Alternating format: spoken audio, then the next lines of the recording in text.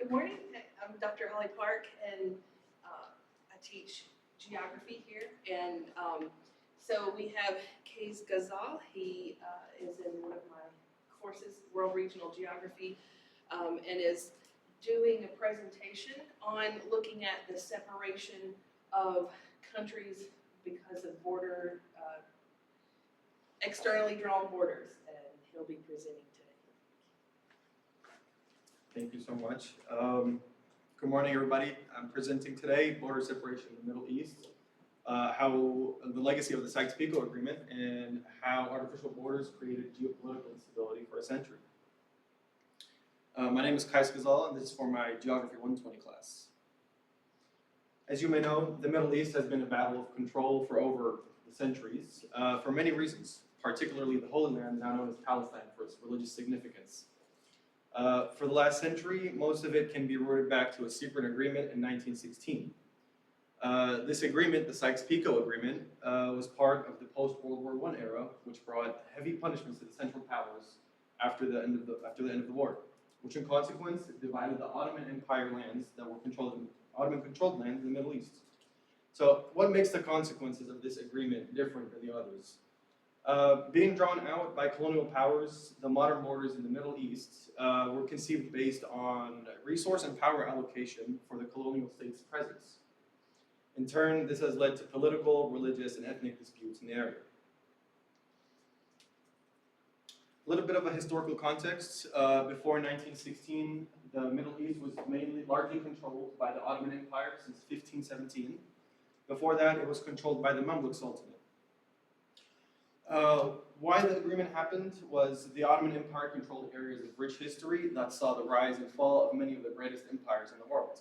As you can see on the map, areas that were controlled by, for example, the Empire of Carthage in North Africa, and some of the Roman Empire areas in the south coast of Europe.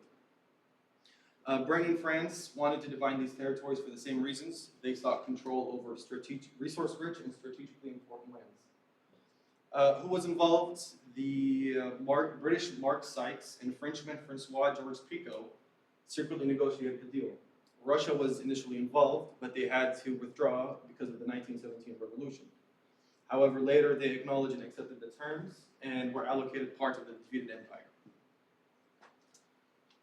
Key provisions on the agreement. The main thing I wanted to focus about is which lands got allocated to who.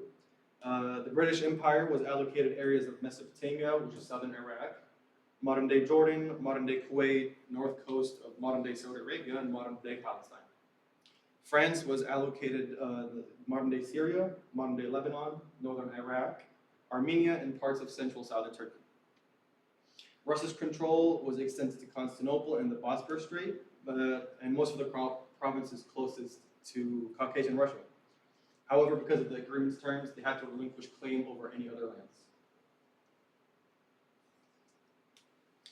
Ethnic and religious groups before the agreement. So before the Sykes-Picot Agreement, the Middle East was a mosaic of ethnic and religious groups coexisting under Ottoman rule. Some of the ethnic groups were, of course, the Arabs, the Kurds, Persians, Turks, Armenians, and Assyrians. For the religious diversity, we have the Sunni and Shia Muslims, Christians in most of their denominations, Jews and Druze, and etc. For the government structure, instead of rigid national borders, governments in the Ottoman Empire was based on the millet system, which means that groups were able to manage their own affairs based on local leaders, tribal affiliations, and religious leadership.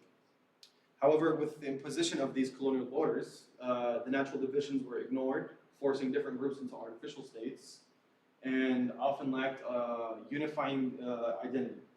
This shift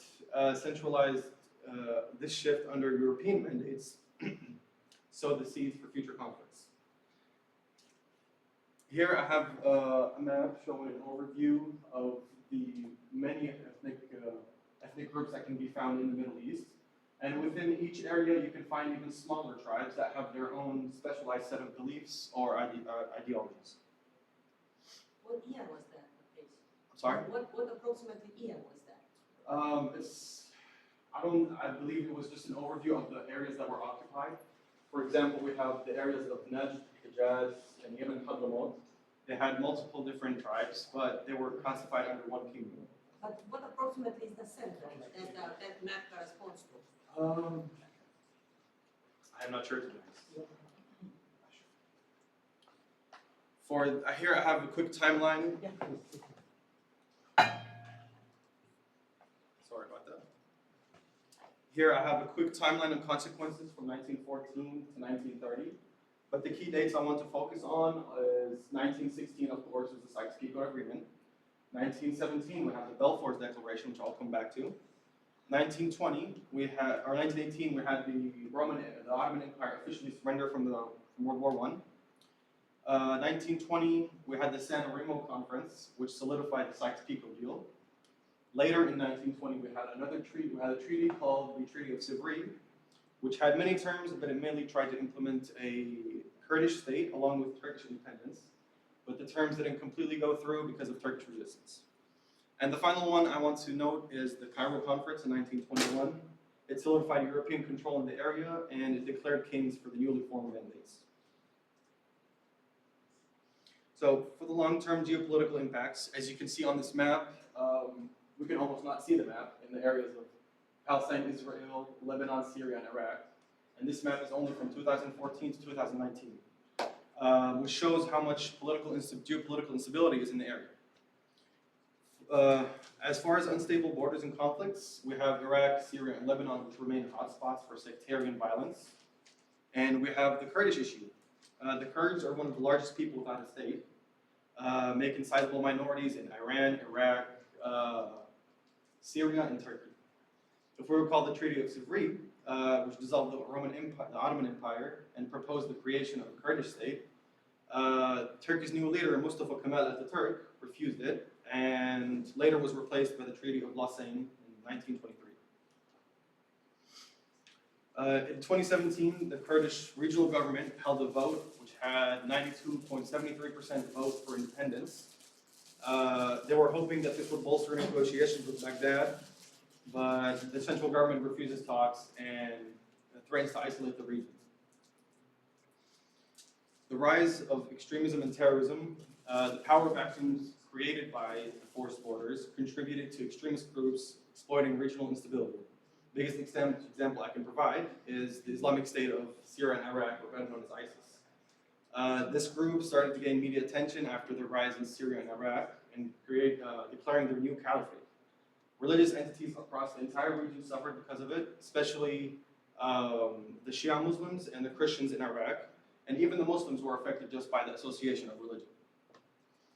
Lastly, I try to keep this as short as possible. The Israel-Palestine conflict, a big issue currently. It's one of the longest running conflicts in modern history.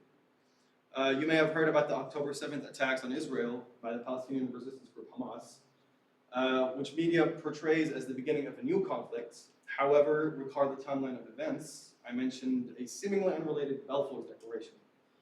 This declaration was a follow-up of Sykes-Picot, and it only exacerbated the effects in the region as it promised a Jewish state on Palestinian lands.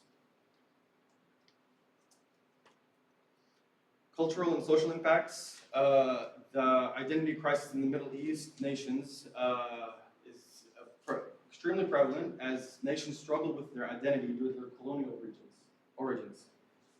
Leaders of the independence movement attempted to frame the struggle in political identity, which was often a mix of ethnic nationalism, territorial nationalism, and religion. For languages and traditions, they were deeply intertwined with trade routes, religious centers, and ethnic communities rather than the national borders. Arabic, the dominant language, has multiple dialects, but these artificial states hindered the development of special dialects and conformed to a standardized form. The Kurds, spanning multiple states, struggled with linguistic oppression as well, as in Turkey, their language was suppressed in public for most of the 20th century. The Aramaic and Assyrian languages were fertile in the lands of Iraq or Mesopotamia, but it had a sharp decline due to the migration of the Christian minorities in the area. And then, of course, there's the French and English influence, because they were the colonial powers. They brought the European languages to influence government and education. For traditions, the pre-colonial identities were largely tribal and religious, and local rather than national, which was very common in the area, and still is. However, these European imposed states forced the creation of unified national identities that were often artificially constructed. And there's the nomadic and tribal distributions being common as well. They lost most of their ancestral grazing lands. And of course, lastly, is the migration and refugee crisis. In the Middle East, as of mid-2024, there was 16.8 million refugees displaced internally in the Middle East. They were not counting the ones displaced outside. Many of that has to do with the civil wars that have been ongoing in the region. For example, the Syrian civil war that has started up recently. A lot of the Syrians that were displaced found a way to go back home after the uprisings. Lebanon's economic collapse also created migration from Lebanon into Syria and Jordan. And of course, then there's the Afghani and Iranian refugees, even though they're not directly related to Sykes-Picot. The instability in the region has caused them to migrate into the Middle East as well.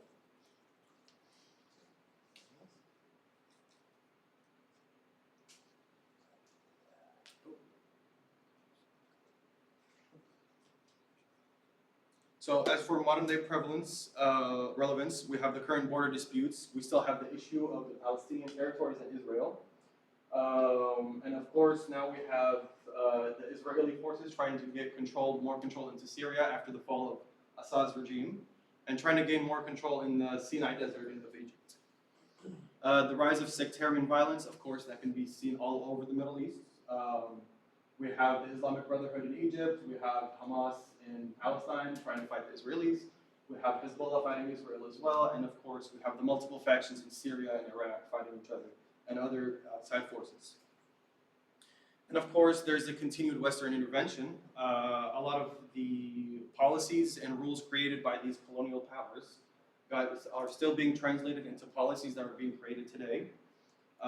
For example, there is the United States and British influence in the Israel-Palestine conflict. Right. As a conclusion, I have criminally summarized this agreement because it is deeply rooted in the state of the Middle East as we know it today. But I did a survey a few weeks before this, and most of the people who replied, I believe it was 96%, have never even heard about the Sykes-Picot Agreement. It is one of the reasons, it's the most consequential border division in history, and as you have seen, it has caused most of the problems that are still prevalent in today's age. The questions I want to leave everybody with is, should the Middle East borders be redrawn today to reflect better ethnic and religious territories? And can international organizations help resolve these disputes by just the historical border decisions? Thank you so much. This has questions for us. Are there any questions for the student? Who did you survey?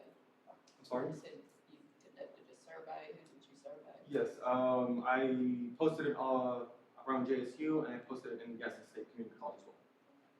Thank you. Any more questions? About the agreement, is it similar to the Berlin Wall that occurred from 1946 to 1947 to 1991? 1989, it was demolished in 1989, It was similar in the sense of separation, but there was no physical separations on the land. All of the borders were drawn on paper, actually. There's even records of Sykes and Picot's drawings on the papers dividing the land specifically between Britain and France. If no other questions, a round of applause again for our speakers. Thank you.